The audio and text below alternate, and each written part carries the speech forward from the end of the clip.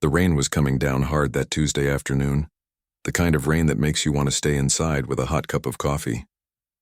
But Tom wasn't sitting anywhere comfortable.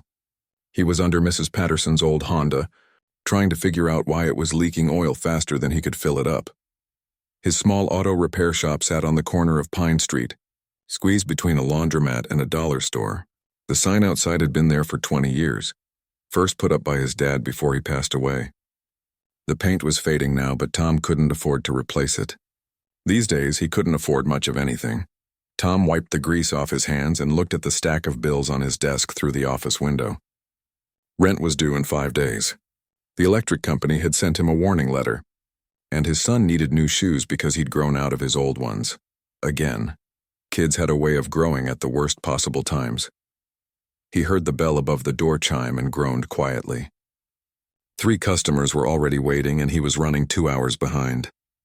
Tom slid out from under the Honda and grabbed a rag, trying to clean his hands as he walked to the front. What he saw made him stop in his tracks. A woman stood in the doorway, soaking wet from the rain. Her hair was plastered to her face and her jacket dripped water onto the floor. But that wasn't what caught his attention. She was pushing a wheelchair, and sitting in it was a little girl who couldn't have been more than 8 or 9 years old. The woman looked desperate. Her eyes were red like she'd been crying, and she was breathing hard like she'd been running. The little girl in the wheelchair sat very still, her hands folded in her lap. She had leg braces on, and Tom could see she was trying hard not to cry too. "Please," the woman said, her voice shaking. "Please, I know this is a car shop, but I didn't know where else to go. My daughter's wheelchair stopped working, and I can't afford to take it to the medical supply place. They want $800 just to look at it." Tom stood there, holding his greasy rag, not sure what to say. He fixed cars, not wheelchairs. He didn't know the first thing about medical equipment. The woman kept talking, the words tumbling out faster and faster. "Her name is Lily. She has cerebral palsy. She can't walk on her own. The wheelchair is everything to her. We have a physical therapy appointment on Thursday, and if she misses it, she'll lose her spot. They only have 1 therapist at the clinic, and there's a waiting list 6 months long." Lily looked up at Tom with big brown eyes. She didn't say anything, but he could see the fear in her face. This wasn't just about a broken wheelchair. This was about a little girl who depended on that chair to go to school, to play with her friends, to be a kid. "I can pay you something," the woman said, pulling out her wallet with shaking hands. "I have $43. It's all I have until Friday, but I can come back then with more. I need help, please." Tom looked at the wheelchair. It was one of those electric ones with a motor and a joystick. The battery light was on, but when Lily tried to move the joystick, nothing happened. The motor wasn't making any sound at all. He thought about the 3 customers waiting for their cars. He thought about the bills on his desk. He thought about his son's shoes and the rent that was due. Then he looked at Lily again, sitting there so quiet and scared. And he thought about his own daughter at home. What would he do if she needed help and someone turned him away? "Let me take a look," Tom said. The woman's face crumpled with relief. "Thank you. Oh, thank you so much." Tom wheeled the chair into his shop, past the waiting customers who watched with curious faces. He helped Lily transfer to an old office chair he kept in the corner. She was lighter than he expected, and she didn't complain once, even though he could tell moving hurt her a little. "What's your name?" Tom asked as he positioned her in the chair. "Lily," she said softly. It was the first word he'd heard her speak.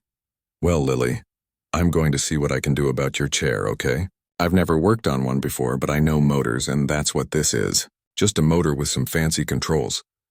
Lily nodded, and for the first time he saw a tiny smile. Tom's wife, Kate, called right then. He could see her name flashing on his phone screen, probably wondering why he wasn't home yet. He let it go to voicemail. He'd explain later. The wheelchair was heavier than he thought when he started examining it. He tilted it back to look underneath, where the motor and battery were housed. Right away, he could see the problem wasn't simple. The motor housing was corroded, and some of the wiring looked worn through in places. This wasn't going to be a quick fix. Tom glanced at the clock. It was already 4 in the afternoon. The shop closed at 6, and he still had those 3 cars to finish. But something in him wouldn't let this go. Maybe it was the way Lily's mom had looked so desperate. Maybe it was the way Lily sat so patiently in that office chair, not complaining, just hoping. He called out to the waiting customers. Hey folks, I'm really sorry, but I've got an emergency here. Can you all come back tomorrow morning? First thing, I promise. I'll stay late to get your cars done. Mr. Chen, whose Camry needed new brake pads, wasn't happy. I've been waiting 2 hours already. I know, and I'm sorry. But this little girl needs her wheelchair, and I'm the only shot she's got right now. I'll have your car ready by 10 tomorrow morning. I give you my word. Mr. Chen looked over at Lily, then at her mom, who was standing near the door looking like she might collapse from stress. He sighed. Fine, 10 in the morning. Don't make me regret this. The other 2 customers left too, one of them shaking his head like Tom was making the biggest mistake of his life. Maybe he was. Maybe he was throwing away paying customers for something he didn't even know he could fix. But he was committed now. Tom spent the next hour just examining the wheelchair, taking photos with his phone, looking up parts online. The motor controller was fried. That was the main problem. But the wiring was also damaged and the battery connection was loose. It was like everything had decided to break at once. Lily's mom hovered nearby, wringing her hands. Is it fixable? She kept asking. I'm going to try, Tom said. That was all he could promise. At 6 o'clock, Tom locked the front door and flipped the sign to closed. Lily's mom looked panicked. Oh no, we're keeping you. I'm so sorry. We can come back tomorrow. You're not going anywhere, Tom said. I'm going to work on this tonight. You can wait in the office if you want. There's a TV in there, and I think my daughter left some books on the shelf. He called Kate and explained what was happening. She was quiet for a moment, then said, You've got a good heart, Tom, but we have bills to pay. I know, he said. I'll make it up tomorrow. What if you can't fix it? That was the question he'd been avoiding. Then at least I tried. Tom had a drawer full of old parts from various jobs over the years. Motors, wiring, controllers from power windows, and seat adjustments. He started pulling them out, laying them on his workbench, trying to see if anything might work.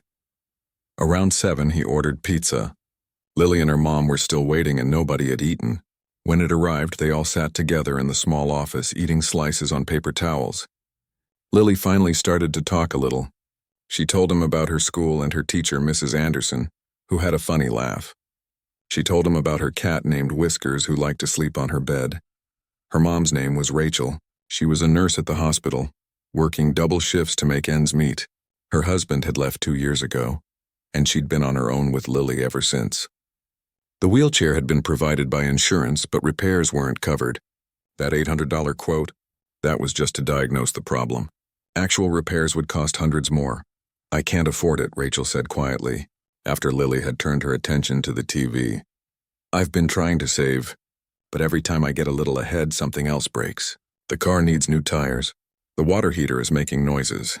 It never ends. Tom knew exactly what she meant. His life felt like that too. Always one disaster away from falling apart completely. After dinner, Tom went back to work. He pulled the motor controller out of the wheelchair and compared it to the parts he had. None of them matched exactly, but he had a controller from a power seat in a BMW that was similar. The voltage was right and the wiring configuration was close enough that he thought he could make it work. The hard part was adapting it. He had to cut wires, strip them, and reconnect them in a different pattern. His fingers were cramping and his eyes hurt from staring at the tiny connections, but he kept going. At some point, Rachel fell asleep in the office chair, her head resting on the desk. Lily had dozed off too, wrapped in Tom's old jacket. The shop was quiet except for the sound of Tom's tools and the rain still pounding on the roof. It was almost midnight when Tom finally reconnected the last wire. He'd rewired the entire control system, installed the modified controller, and cleaned all the corroded connections. The battery was good, thankfully. That was one thing that didn't need replacing. Tom said a quick prayer, something he hadn't done in a while, and pressed the power button. The lights on the controller came to life. The motor hummed softly. Tom grabbed the joystick and pushed it forward gently. The wheelchair rolled across the shop floor. Tom let out a breath he didn't know he'd been holding. It worked. It actually worked. He tested it thoroughly, making it go forward, backward, turning it in circles. Everything responded smoothly. The motor sounded good, strong and steady. He checked all the connections twice to make sure nothing would come loose. It was 1 in the morning when he woke Rachel up. She jerked awake, looking confused and scared for a second, like she'd forgotten where she was. It's fixed, Tom said. Rachel stared at him. What? The wheelchair. It's fixed, look, he demonstrated, moving it around the shop. Rachel covered her mouth with both hands, tears spilling down her cheeks.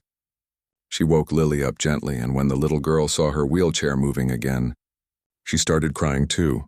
They helped Lily into the chair, and she immediately started driving it around, laughing and crying at the same time. The sound of her joy filled the shop, and Tom felt something tight in his chest loosen just a little. Rachel pulled out her wallet. "Please let me pay you what I have, and I'll bring the rest on Friday." "How much do I owe you?" Tom thought about his bills. He thought about the rent and the electricity and his son's shoes. He thought about how much time he'd spent and the parts he'd used. "Nothing," he said. "What? You don't owe me anything." "I'm just glad I could help." Rachel's face crumpled. "I can't. That's not fair to you. You spent all night?" "Listen," Tom said. "I know what it's like to struggle.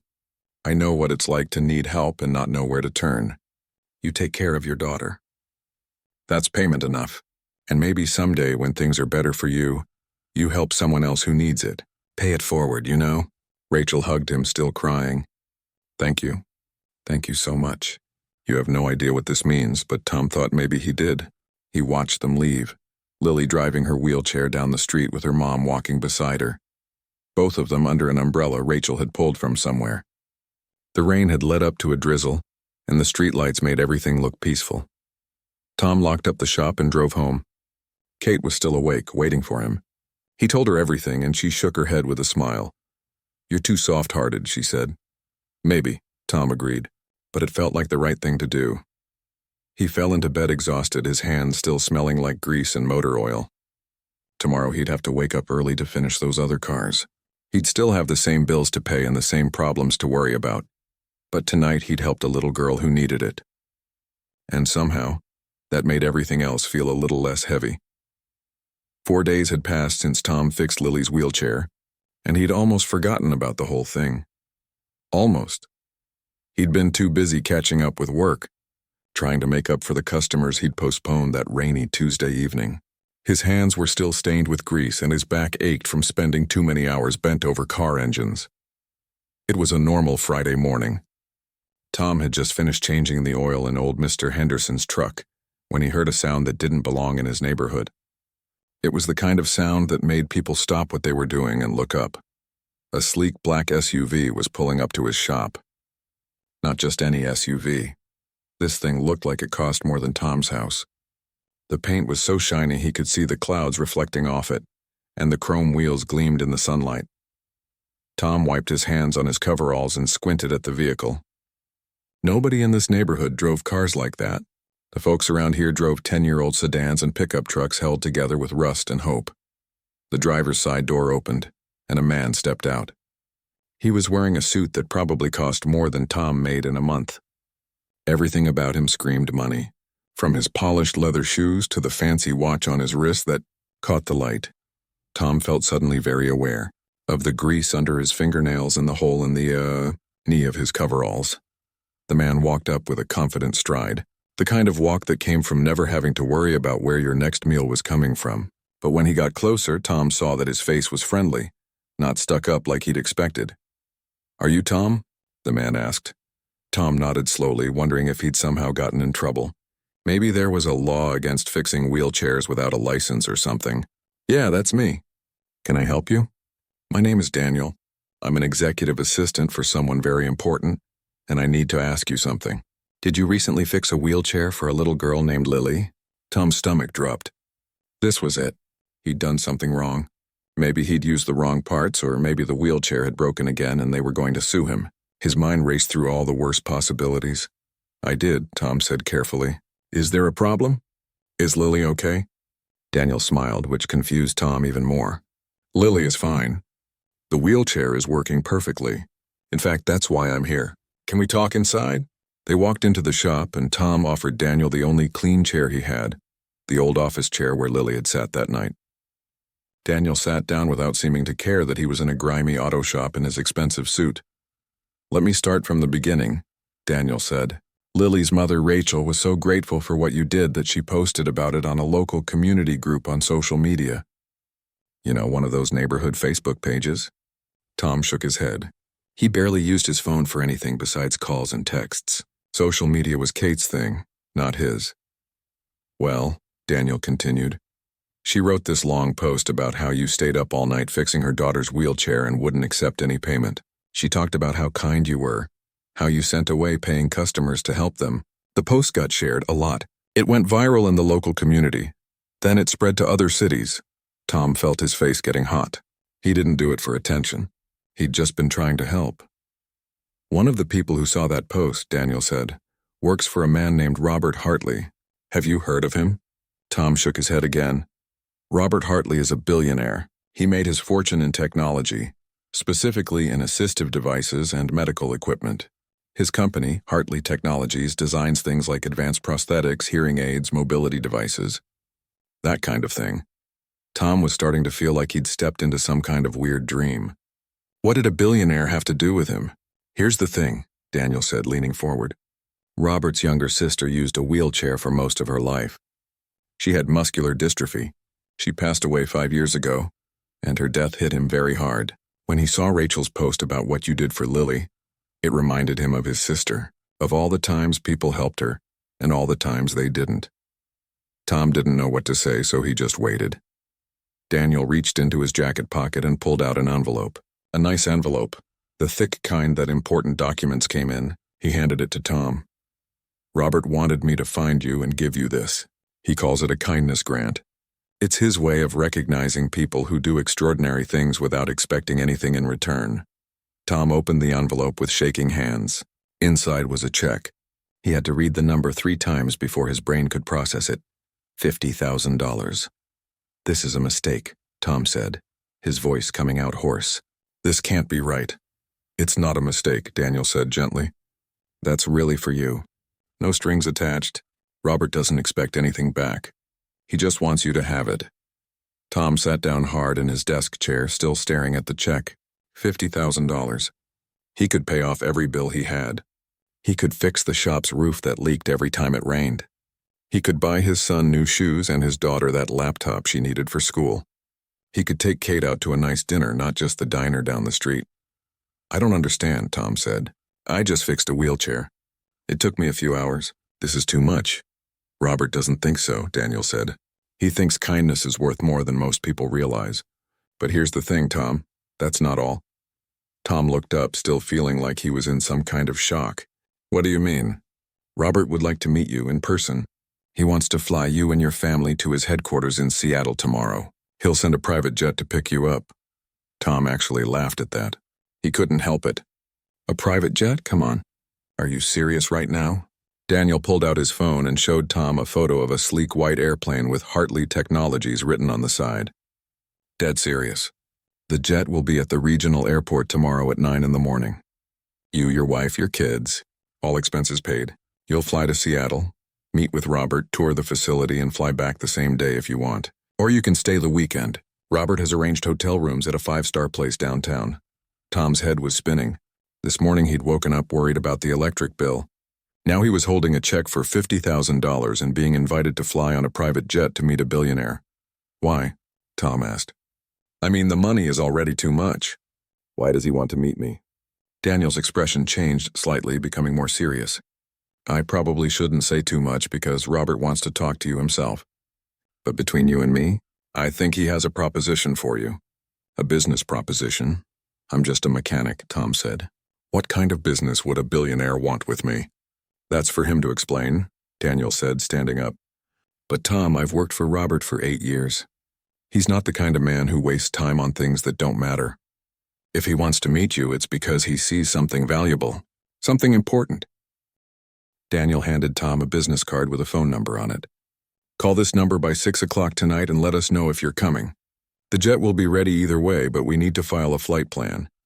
After Daniel left, Tom just sat there in his shop, holding the check and the business card.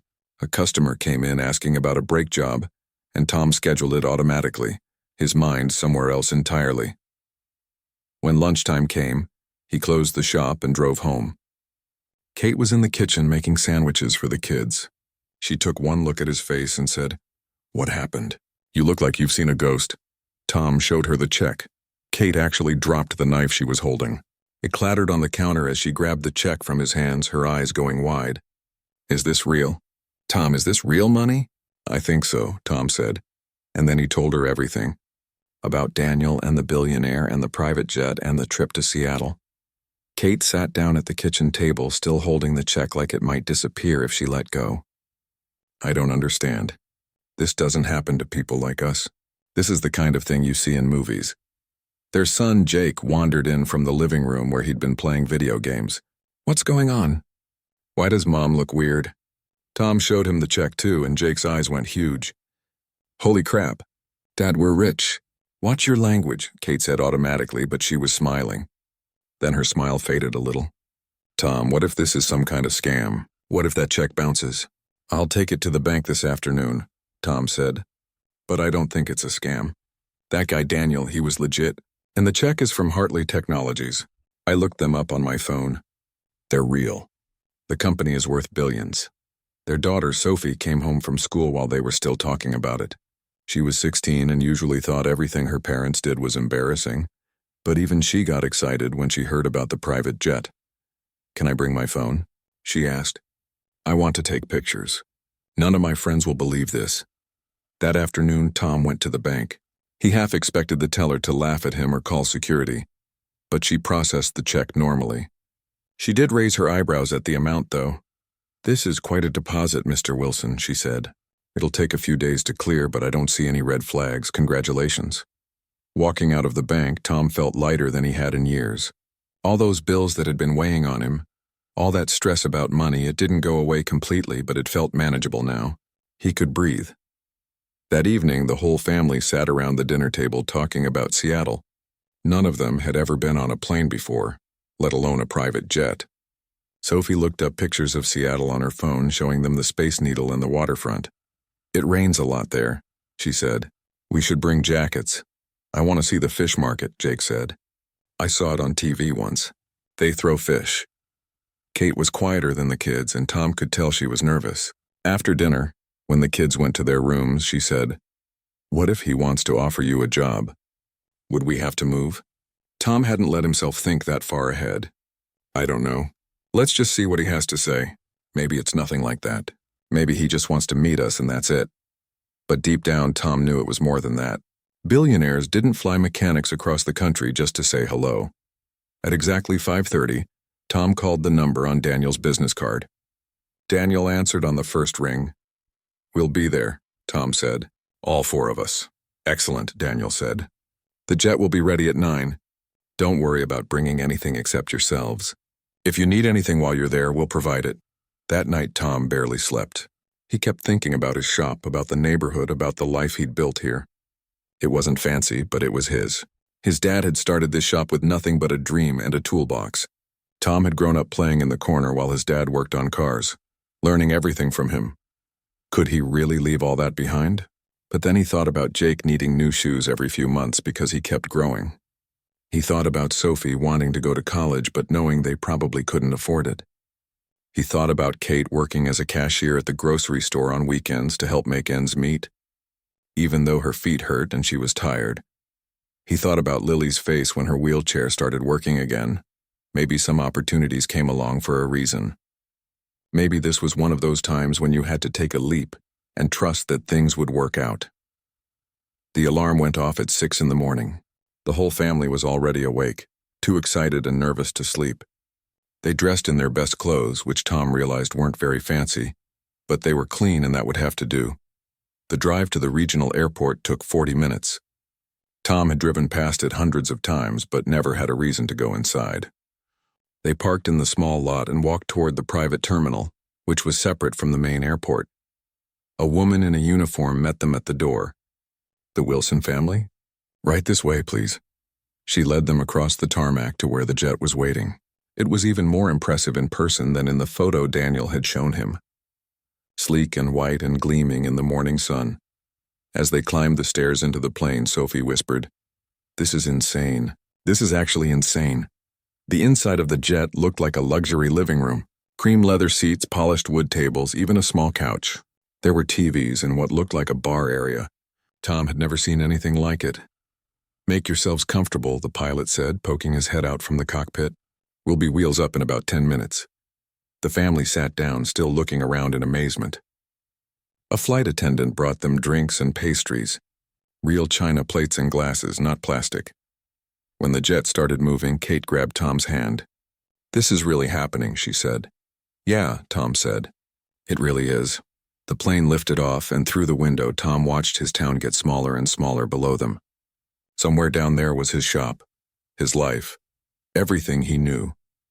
But up here, everything felt different, full of possibility. What would happen when they landed in Seattle? What did Robert Hartley really want?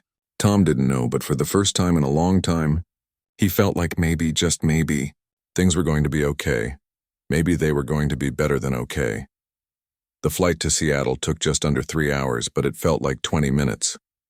Tom couldn't stop looking out the window at the clouds below them, thick and white like cotton. Jake had fallen asleep on the couch, and Sophie was glued to her phone, probably texting her friends about being on a private jet. Kate sat next to Tom, squeezing his hand every time she got nervous. When the plane started descending, Tom's stomach did a little flip. Not from the motion, but from what was waiting for them on the ground. In a few minutes, he'd be meeting a billionaire.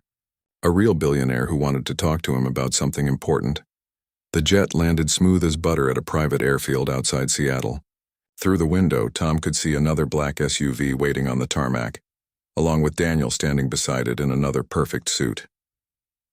"Welcome to Seattle," Daniel said as they came down the stairs. The air was cooler here, crisp and clean. Tom could smell salt water from somewhere nearby. "How was the flight?" "Amazing," Sophie said before anyone else could answer.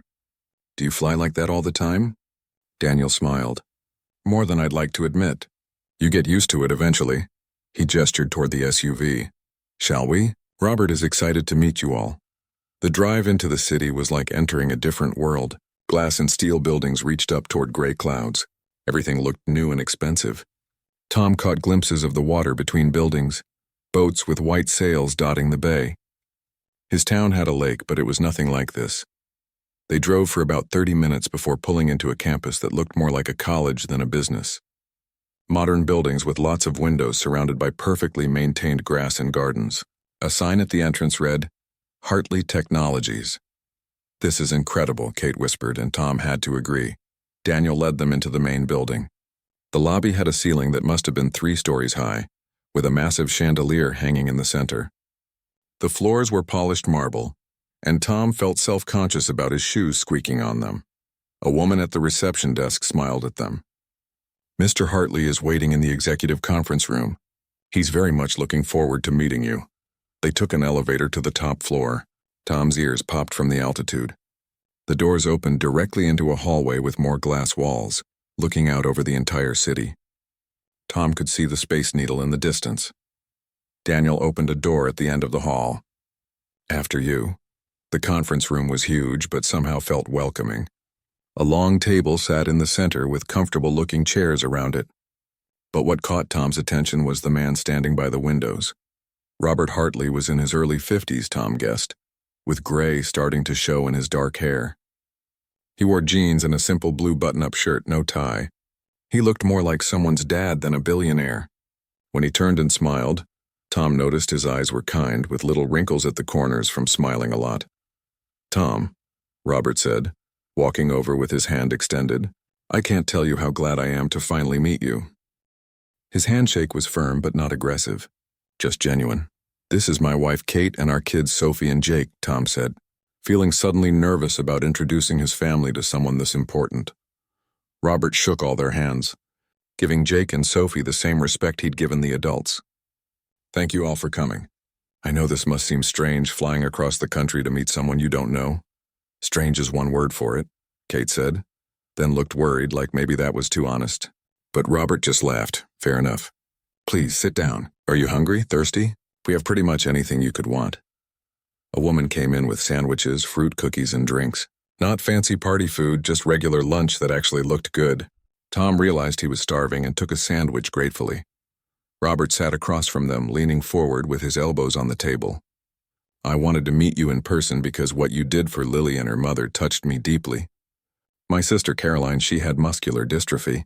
Her wheelchair was her freedom, her independence. When it broke down, which happened more often than it should have, it was devastating for her.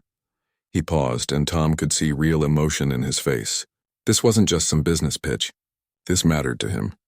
Caroline passed away 5 years ago, Robert continued, and I've spent every day since then trying to make sure other people who depend on mobility devices don't have to struggle the way she did. That's what this company does. We design and build assistive technology that's reliable, affordable, and easy to repair. Sophie was listening intently now, her phone forgotten on the table. Jake had stopped eating his cookie halfway through. But here's what I've learned, Robert said. Technology is only part of the solution. The other part is people like you, Tom. People who see someone in need and help them without thinking about what's in it for themselves. That's rare. Rarer than you might think. Tom felt his face getting hot. I just did what anyone would do. That's where you're wrong, Robert said gently. Most people wouldn't. Most people would have said it wasn't their problem. Or that they were too busy. Or that they didn't know how to fix a wheelchair so they couldn't help. You found a way to help anyway. He stood up and walked to the window, looking out at the city. I want to show you something. Would you all come with me? They followed him out of the conference room and down another hallway. Robert pushed open a door and they entered what looked like a giant workshop. People in lab coats were working at stations and the room was filled with equipment Tom didn't recognize. But in the center of it all were wheelchairs. Dozens of them in various stages of assembly. This is our mobility division, Robert explained. We're developing the next generation of powered wheelchairs. Lighter, more durable, more affordable. But we've hit a problem. He picked up what looked like a motor housing from a nearby table. Our engineers are brilliant at designing these things. They can make them work perfectly in a laboratory. But out in the real world, things break. Parts wear out. And when they do, most repair shops don't know how to fix them because the technology is too specialized. Tom was starting to understand where this might be going. We need someone who thinks differently, Robert said, looking directly at Tom. Someone who can look at our designs and say this will be impossible to repair, or this part will break after 6 months of real use. We need someone who knows how things work in the real world, not just on paper. He set the motor housing down and turned to face Tom fully. I want to offer you a position here at Hartley Technologies, a consulting position in our mobility division. Your job would be to test our prototypes, suggest improvements, and help us design devices that any competent mechanic could service and repair. Not just specialists with expensive equipment, but regular people in regular shops. The room felt very quiet suddenly. Tom could hear his own heartbeat in his ears. I don't have a college degree, Tom said. I never finished high school. I learned everything from my dad. I don't care about degrees, Robert said. I care about experience and practical knowledge. You took a broken wheelchair and fixed it with parts from your shop and your own skill. That's exactly the kind of thinking we need here. Kate touched Tom's arm gently. He looked at her and saw something in her face. Not pressure, but support. Whatever he decided, she'd be with him. Can I ask what this position would pay? Tom said, feeling embarrassed to bring up money but needing to know. The starting salary would be $150,000 per year, Robert said, plus full benefits, health insurance, dental, vision. We'd also provide relocation assistance to help you move to Seattle, and you'd receive equity in the company, stock options that would vest over 4 years. Tom had to sit down. There was a bench against the wall and he sank onto it. $150,000. That was more than triple what he made now. And some years at the shop he barely cleared $30,000 after expenses. That's not all, Robert continued. I know you own your shop back home. You have roots there, a community. I'm not asking you to abandon that. We can set things up so you work here 3 weeks a month and spend 1 week at home, or whatever schedule works for you. This isn't about controlling your life. It's about using your talents where they can make the biggest difference. Sophie was staring at her dad with wide eyes. Jake looked like he was trying to do math in his head, probably calculating what they could buy with that kind of money. Can I think about it? Tom asked. This is a lot to process. Of course, Robert said. Take all the time you need. I'm not going to pressure you. But I would like to show you the rest of the facility. Let you meet some of the team. And Daniel has arranged for you to stay at a hotel downtown for the weekend if you want. Get a feel for the city. See if you could imagine living here. They spent the next 2 hours touring Hartley Technologies. Robert introduced them to engineers and designers, all of whom seemed genuinely excited to meet Tom. One woman, Dr. Patricia Chen, showed them a prototype wheelchair that could climb stairs. "It works perfectly here," she said, "but I'd love to hear what someone like you thinks about the durability and real-world applications." Tom examined it carefully, noting how the mechanisms worked. The joints where the climbing legs attach, those look like weak points. They'd probably fail after a few months of daily use. Too much stress on those bolts. Dr. Chen's eyes lit up. "That's exactly what I've been worried about. But every engineer I've talked to says they'll be fine."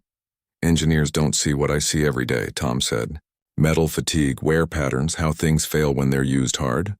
You'd need to reinforce those connections, maybe with a plate underneath to distribute the load better."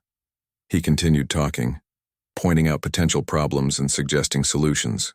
He forgot for a moment that he was talking to people with PhDs, forgot that he was supposed to be intimidated. He was just talking shop the way he would with another mechanic. When he finished, Dr. Chen was scribbling notes furiously. "This is incredibly valuable feedback. Thank you."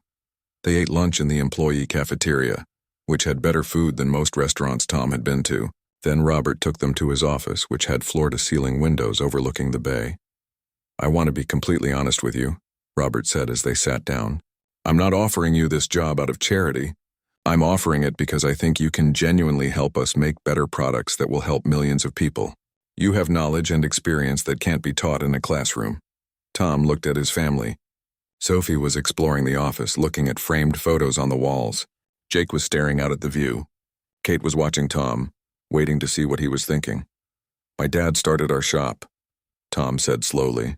"He built it from nothing. When he died, he left it to me. It's all I have of him, you know? His legacy. If I take this job, what happens to the shop?" "What do you want to happen to it?" Robert asked. Tom hadn't expected that question. "I don't know. I guess I always figured I'd run it until I couldn't anymore, then pass it to Jake if he wanted it." Jake turned from the window. "Dad, I don't want to be a mechanic. No offense, but I want to do something with computers." That stung a little, but Tom knew it was true. Jake had never shown much interest in the shop, not the way Tom had with his own father. "You could sell the shop," Kate said quietly, "or find someone to run it for you. Your friend Pete, maybe. He's been asking about buying into the business for years." Tom had forgotten about that.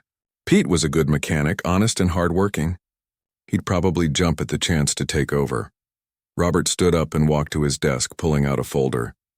"I took the liberty of having my team put together some information for you.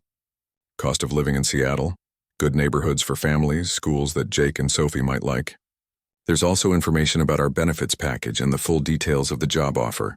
He handed the folder to Tom. "But here's what I really want you to know. I'm not just offering you a job. I'm offering you a chance to make a real difference. The work you do here would help people like Lily all over the world. Kids who need mobility devices they can depend on. Families who can't afford expensive repairs. That's what we're trying to build here." Tom opened the folder and started reading. The numbers were overwhelming. The salary, the benefits, the stock options that Daniel had explained could be worth millions if the company kept growing. But it was more than just money. It was a chance to do something that mattered. Something bigger than changing oil and rotating tires. "There's one condition I'd need," Tom said, looking up at Robert. "If I take this job, I want to set up a fund, back home in my neighborhood, to help people with car repairs and wheelchair maintenance when they can't afford it. I'd contribute part of my salary, and I'd like the company to match it if possible." Robert smiled, a real smile that reached his eyes. "I think that's a wonderful idea. We could make it a regular company program, actually. Community assistance funds in areas where our products are used. You could help us set that up." They talked for another hour about details and possibilities. Robert showed them photos of Caroline, his sister, laughing in her wheelchair at a family gathering. He talked about how much she'd loved life despite her challenges, and how her death had changed his entire perspective on what mattered. Finally, as the afternoon was wearing on, Robert walked them back to the lobby where Daniel was waiting. "Take the weekend," Robert said. "Explore the city. Stay in the hotel. Enjoy yourselves. And when you're ready, whatever you decide, just let Daniel know. No pressure, no judgment. If you decide this isn't for you, we part as friends. And you keep the $50,000 with my gratitude for inspiring us with your kindness." The SUV took them to a hotel downtown, and it was like nothing Tom had ever seen.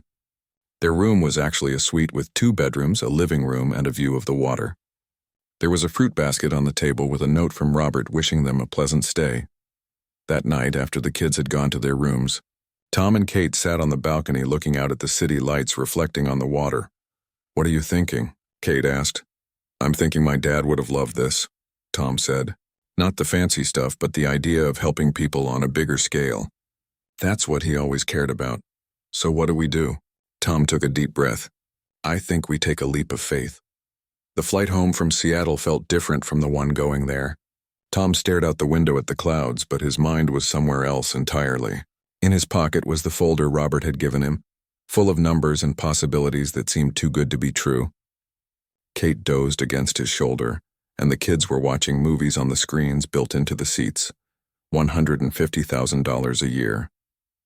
The number kept running through his head like a song he couldn't stop humming. That was life-changing money. That was send your kids to college money. That was stop worrying about the electric bill money. But it also meant leaving behind everything he knew. When they landed back home, reality hit Tom like a bucket of cold water. The regional airport looked tiny and rundown compared to where they'd been. Their old minivan sat in the parking lot with the dent in the side door from where Jake had hit it with his bike 2 years ago. Everything felt smaller somehow, like he'd outgrown his own life in just 2 days. The drive home was quiet. They were all tired from traveling, but Tom knew it was more than that. They were all thinking about the same thing, wondering what came next. That night, Tom couldn't sleep. At 2 a.m, he gave up trying and went down to the kitchen. He was surprised to find Kate already there, sitting at the table with a cup of tea. "Can't sleep either?" she asked. Tom shook his head and poured himself some coffee, even though it was the middle of the night. "I keep thinking about the shop. About Dad." Kate was quiet for a moment. "Your dad would want you to do what's best for your family. You know that, right?" "I know. But it feels like I'd be giving up on his dream." "His dream was to provide for his family and help his community," Kate said gently. "You've been doing that. But maybe there's a way to do it on a bigger scale now. That doesn't mean you're abandoning what he built. It means you're building on it." Tom wrapped his hands around his coffee cup, feeling the warmth. "What if I fail? What if I get there and realize I don't belong? These people all have degrees and fancy education. I learned everything with a wrench in my hand." "And that's exactly why they want you," Kate said. Robert said it himself. "You think differently than they do." "That's valuable." They talked until sunrise, going through every angle, every worry, every possibility. By the time the kids woke up, Tom had made a decision in his head. But he needed to do something first. After breakfast, Tom drove to his shop. It was Sunday, so it was closed, but he had the keys. He walked through the quiet space, running his hand along the workbench where his dad had taught him how to change a spark plug when he was 8 years old. The smell of motor oil and metal was comforting, familiar. He pulled out his phone and called Pete. His old friend and occasional helper answered on the 3rd ring, sounding groggy. "It's Sunday morning, Tom. This better be important. Can you meet me at the shop? I need to talk to you about something." Pete arrived 20 minutes later with coffee for both of them. He took one look at Tom's face and said, "What happened? You look like someone died." "Nobody died," Tom said. "But my life might be about to change completely." He told Pete everything. About fixing Lily's wheelchair. About the billionaire, about Seattle and the job offer. Pete listened without interrupting, his coffee getting cold in his hand. When Tom finished, Pete let out a low whistle. "So you're leaving?" "I don't know yet. That's why I called you. You've been asking about buying into the shop for years. What if instead of buying in, you bought the whole thing?" Pete set down his coffee. "You want to sell me the shop? I want to sell it to someone who'll take care of it the way Dad would have wanted. Someone who'll keep it running for the neighborhood, who won't jack up the prices or cut corners." "That's you, Pete." "I don't have that kind of money sitting around," Pete said slowly. "My savings wouldn't cover half of what this place is worth." "We'll work out a payment plan," Tom said. "Something you can afford. I don't need a huge lump sum. I just need to know the shop will be in good hands." Pete walked around the shop, touching tools and equipment like he was seeing them for the first time. "This is a lot to take in, I know, and I'm not saying I've definitely decided to take the Seattle job, but if I do, I need to know what happens here. I can't just lock the doors and walk away." They spent the next hour talking numbers and possibilities. Pete was a good mechanic and an honest person, but he wasn't great with money. Tom suggested they get a lawyer to draw up papers, Something fair for both of them. By the time Pete left, they had the outline of a deal that could work. The next person Tom needed to talk to was harder. Lily and her mother, Rachel, lived in a small apartment complex about 10 minutes from the shop. Tom had never been there before, but Rachel had written her address on a thank you card she'd dropped off at the shop a few days after he fixed the wheelchair. He knocked on the door, feeling nervous for some reason. Rachel answered, looking surprised to see him. "Tom, is everything okay? Is it the wheelchair? I knew it was too good to last." "The wheelchair is fine," Tom said quickly. "I actually came to talk to you about something else. Is this a bad time?" Rachel invited him in. The apartment was small but clean and bright. Kids' drawings covered the refrigerator, and toys were scattered across the living room floor. Lily was sitting on the couch watching cartoons in her wheelchair, which was working perfectly. When she saw Tom, her face lit up. "Mr. Tom, you came to visit." Tom sat down and talked with Lily for a few minutes about school and her cat. Then Rachel sent her to her room to play, sensing the adults needed to talk. "What's going on?" Rachel asked, sitting across from Tom. He told her about everything that had happened. The check, the trip to Seattle, the job offer. Rachel's eyes got wider and wider as the story went on. "That's incredible," she said when he finished. "Tom, that's life-changing. You have to take it. That's the thing," Tom said. "I'm not sure. It feels like I'd be leaving people behind. People who need help like you did with Lily." Rachel leaned forward, her expression serious. "Listen to me. What you did for us, that was a gift. A beautiful, unexpected gift. But you can't sacrifice your family's future because you feel guilty about leaving. You gave us hope when we had none. Now someone's giving you hope, giving you an opportunity. You have to take it.